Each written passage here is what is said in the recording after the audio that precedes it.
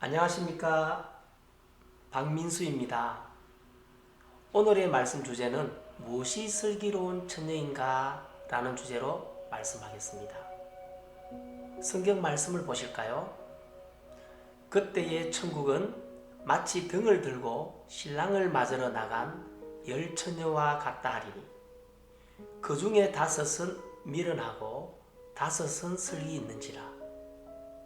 미련한 자들은 등을 가지되 기름을 가지지 아니하고 슬기 있는 자들은 그릇에 기름을 담아 등과 함께 가져갔더니 신랑이 드디 오므로 다 졸며 잘세.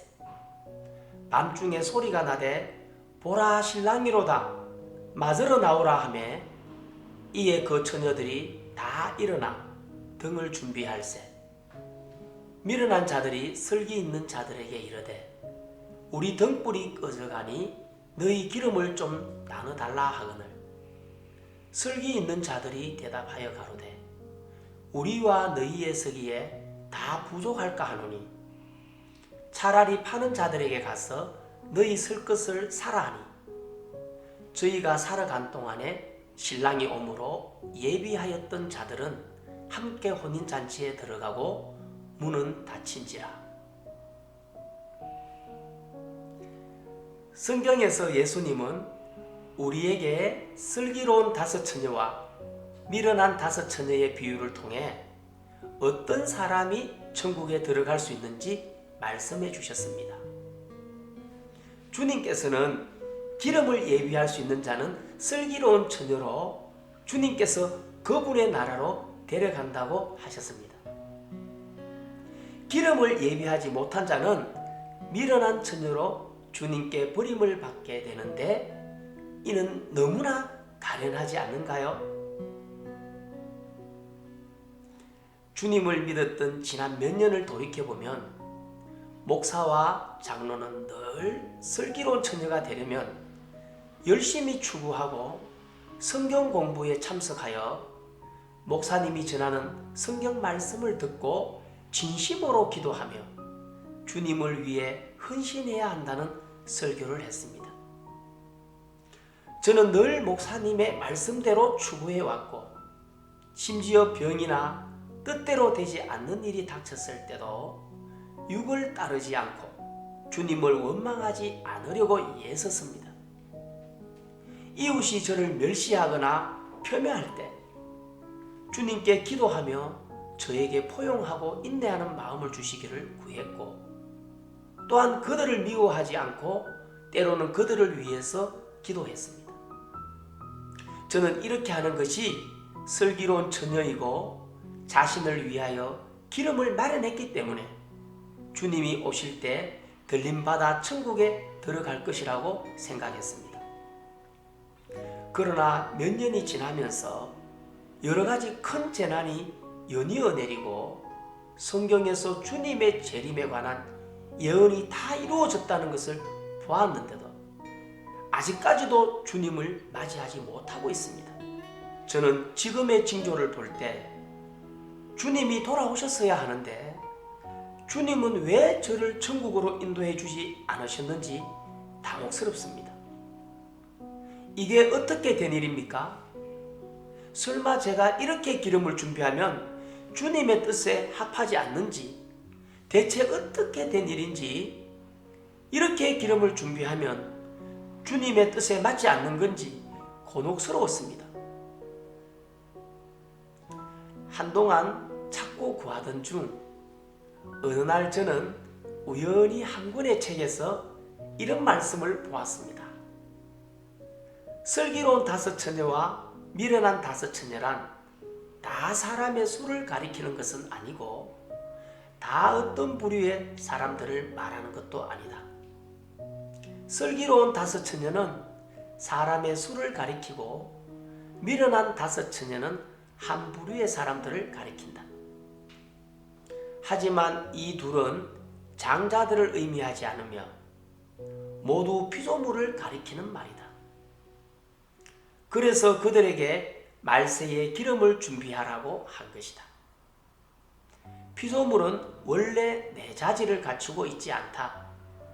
슬기로운 자가 되려면 반드시 기름을 준비해야 한다.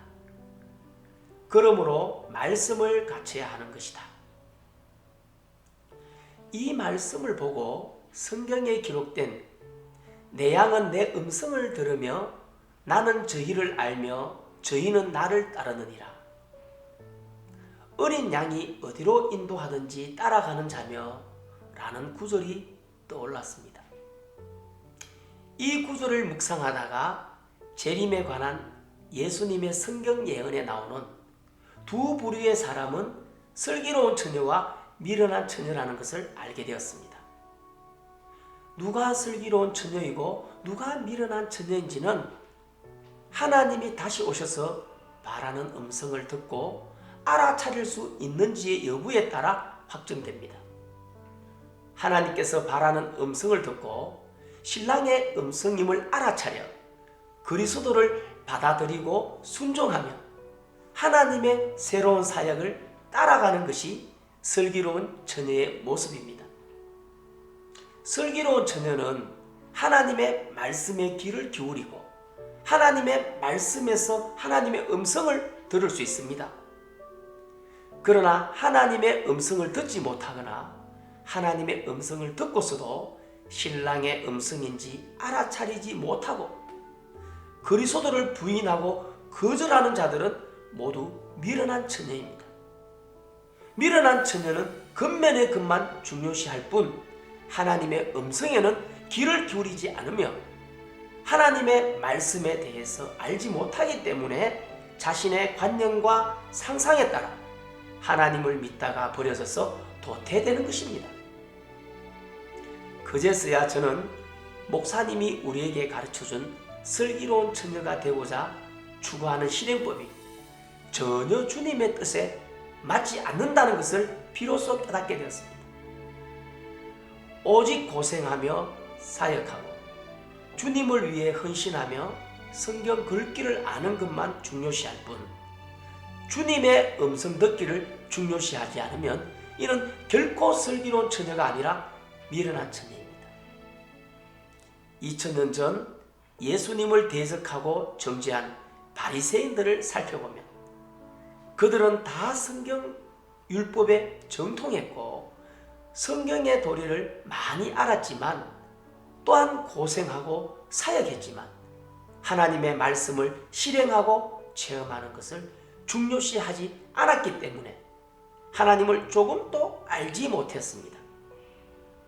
예수님이 말씀하고 사역하실 때 그들은 주님의 사역을 구하고 알아보기를 중요시하지 않았고 하나님의 음성 듣기를 중요시하지 않았으며 오히려 자신의 관념과 상상으로 예수님의 사역을 규정하고 심지어는 예수님을 십자가에 못 박아서 결국 하나님의 징벌을 받았습니다. 반대로 예수님이 말씀하고 사역하실 때 하나님의 음성 듣기를 중요시하고 주님이 하신 말씀에서 하나님의 음성임을 알아들은 사람은 주님을 영접하고 하나님의 구원을 받았습니다. 마치 사마리아 여인이 예수님이 하신 자기의 마음속 비밀을 말씀하는 것을 들었을 때에 자기의 사적인 비밀을 말할 수 있는 분은 오직 하나님뿐이라는 것을 깨닫고 놀라서 사람들에게 외쳤던 것과 같습니다. 나의 행한 모든 일을 내게 말한 사람을 와보라.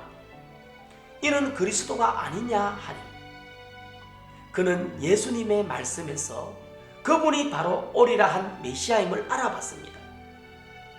그리고 바닷가에서 고기를 잡던 베드로는 그가 예수님과 함께 지냈던 기간에 예수님이 하신 말씀은 사람이 할 수 없고 예수님이 하신 사역도 사람이 할 수 없다는 걸 보았습니다. 베드로는 주님이 하신 말씀과 사역에서 예수님께 영생의 도를 가진 하나님의 본질을 보았습니다. 그래서 예수님이 바로 그리스도이시고 살아계신 하나님의 아들임을 알아차렸습니다. 예수님을 따랐던 제자와 백성들도 다 예수님이 하신 말씀에서 그러한 말씀은 사람이 할 수 없다는 걸 알았습니다.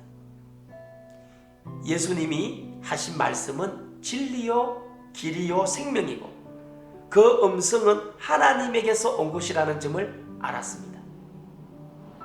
그들은 하나님의 음성을 듣고는 받아들이고 예수님을 따랐는데 이 사람들이야말로 슬기로운 처녀입니다. 저에게 새로운 빛비춤을 얻도록 깨우쳐 주신 주님께 감사드립니다. 지금 저는 슬기로운 처녀가 되는 데 있어서 가장 중요한 것은 마음을 기울여 하나님 음성을 듣는 것임을 알았습니다.